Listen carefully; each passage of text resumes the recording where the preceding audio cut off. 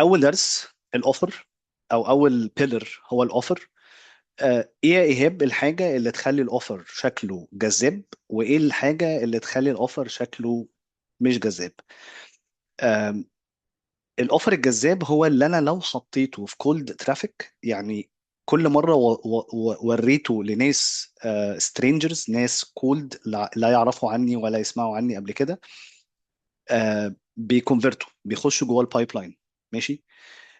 وبشوف برضو لبس في الماركت، في مقارنة الكولد ليد مع الورم ليد اللي بيجي من الريفيرالز او دايرة العلاقات او. فلاقي ناس كتير قوي تقول لي ايهاب انا من الناس اللي بيجوا لي ريفيرالز او بيجوا لي من دايرة علاقاتي بقدر اكلوز، اقفل منهم ديلز اسرع. واللي بيجوا لي من الاعلانات او بيجوا لي من الكولد ايميل او بيجوا لي من الكولد كول بيبقى صعب ان انا اقفل معاهم طبيعي. لان آم، في ال في ال في ال في الليد اللي جالي ريفيرد او جالي من عن طريق حد، نص البيعه تمت من الشخص اللي وصله بيك. ف مثلا احنا عايزين شركه بتعمل تريننج، فهنرشح ايهاب ليكم. واحنا جربناهم قبل كده، هم ناس كويسين و فخلاص في تراست حاصل وفي كونتكست يخليني واثق ان انا وانا بتعامل معاك ان خلاص انت بتجرب، واللي قبلك قال ان انتوا ناس كويسه. الكولد بيبقى محتاج مجهود اكبر ان انا احلي البضاعه في عينيه، ان انا اكسب ثقته، ان انا اعمل فولو اب معاه، اعمل له النيرتشرنج المطلوبه عشان خاطر ادخله جوه البايب لاين عندي. فالاوفر هو اهم حاجه. انا بشوف اصحاب شركات كتير، فاوندرز وناس بتشتغل في الماركتنج والسيلز، بتشتغل باوفر مش آه، جذاب بشكل كافي ان هو يخش يدخل الليد جوه البايب لاين. تمام. فانصح بشده ان انتوا تقروا كتاب اليكس هرموزي اللي هو 100 مليون دولار اوفر. و آم، وتستخدموا الفريم وركس بتاعت اليكس هرموزي في بناء الاوفر بتاعك. هو حاطط ليها شويه فريم وركس. هتكلم على اجزاء صغيره منها، ولكن الوقت ما يسمحش ان احنا نجو ديب في شرح الاوفر، ولكن اهتموا جدا بالاوفر. طيب ايه الاوفر اللي ممكن يبقى شكله سيء، وازاي اقدر اخليه اوفر جذاب؟ الاوفر السيء هو الاوفر اللي ما بيبينش فاليو، ما بيبينش قيمه للبروسبكت اللي انت بتتكلم معاه. اكزامبل، خلينا ادي امثله.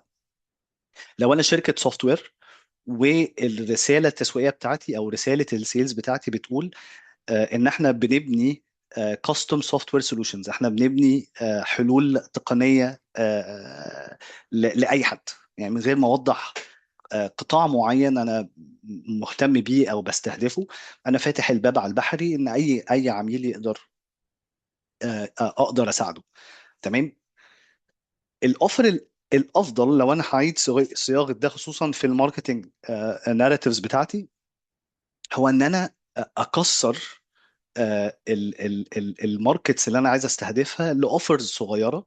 فاقول ان انا مثلا، انا بدي مثالها، ان انا اختار قطاع الريل استيت، فاقول ان احنا بنساعد الريل استيت بزنس في مصر، فانا محدد النيش اللي انا عايز استهدفه، فبختار قطاع الريل استيت، وخصوصا اللي في مصر، ان هو يبني بروبرتي مانجمنت سوفت وير. تمام. يحسن من تجربه العملاء بتوعه. that improves الكاستمر اكسبيرينس. فلو انا وضحت باكتر ان انا متخصص في خدمه قطاع الريل استيت، ان هو يبني بروبرتي مانجمنت سولوشن، لما اروح لحد من الريل استيت الاوفر بتاعي في عينيه هيبان فاليبل اكتر. تمام.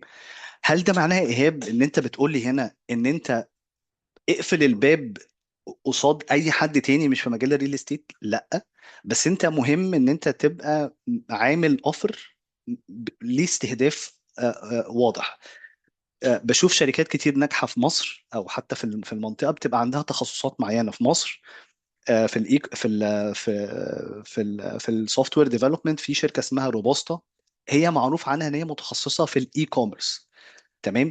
فمهم جدا ان انا اكون مختار نيش، والنيش ده يكون نيش اولا ماركت كبير، ماركت بيكبر كمان، ماركت قادر ان انا اوصل للديتا اللي فيها، ماركت عنده قدرة جيدة للدفع، عنده قدرة جيدة على الشراء. فاختياري للسوق مهم جدا، وجزء لا يتجزأ من بناء الاوفر بتاعي. على سبيل المثال اسكالا، في بدايات الشركة لما أنا كنت لسه بجرب وبشوف، أنا كنت فاتح الباب على البحري لأي حد بيشتغل بي تو بي إن هو يشتغل معانا. مع مرور الوقت بدأنا نشوف إن في نوع معين من الشركات البين عنده عالي جدا، مش عارف يجنريت ليدز بكم كبير، وعنده قدرة جيدة على الدفع، والماركت ده بيكبر. زي مثلا قطاع الفinTech، الفاينانشال تكنولوجيز. فركزنا مع القطاع ده، زي قطاع الاتش ار تك، الساس اللي هم بيبنوا اتش ار برودكتس وبيحاولوا يبيعوها، زي الاي ار بي سولوشنز. القطاعات دي قطاعات التيكت سايز فيها الديل برقم كبير. واحد اتنين، البين جامد جدا هنا، الليد جنريشن صعب وغالي ومكلف. فاخترنا خلاص احنا هنركز جدا مع قطاع التكنولوجي، هنركز جدا مع الساس، هنركز جدا مع البي تو بي اللي فيهم، خصوصا قطاع الفinTech وقطاع الاتش ار تك. دول القطاعين اللي احنا مركزين فيهم. هل ده معناه ان لو جالنا حد من بره القطاع ده مش هنشتغل معاه؟ لا، بس احنا مركزين جهود السيلز والماركتنج بتاعنا هنا. تمام. اتمنى ان انا وضحت ايه المقصود بان انا ابني اوفر جيد. لو الموضوع مش واضح، ممكن تبعتوا لي على لينكدين وابعت لكم كتاب أليكس هرموزي يوضح اكتر ازاي تقدر تبني اوفر جيد.